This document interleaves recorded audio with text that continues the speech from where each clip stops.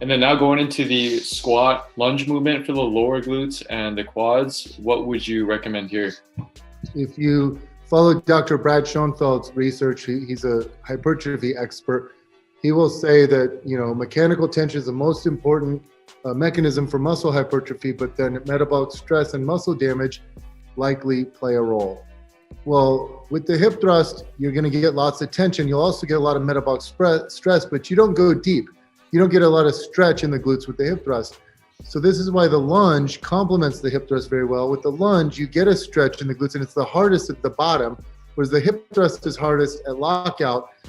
The lunge is hardest in the stretch, and so you'll actually be sore the next day, and you'll develop some soreness, which is likely related to muscle damage. So you're getting a little bit of muscle damage, not too much though.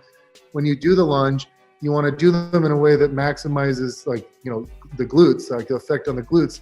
So instead of, you don't want to take too short of a stride because then you're working more quads, and you don't want too long of a stride because then you bring your hamstrings into play more.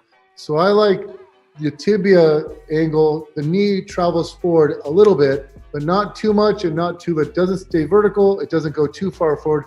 At the bottom of the movement, your knee, the front of your knee would be lined up with the front of your shoes. That's, to me, the form that maximizes glute activation.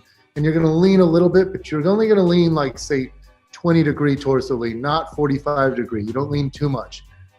Push through the heel, don't let the hips shoot up. That's the most important thing. Don't turn into like a good morning where you shoot the hips up and then, so if this is your torso at the bottom, that's how it stays for the first half of the movement. You don't go like that.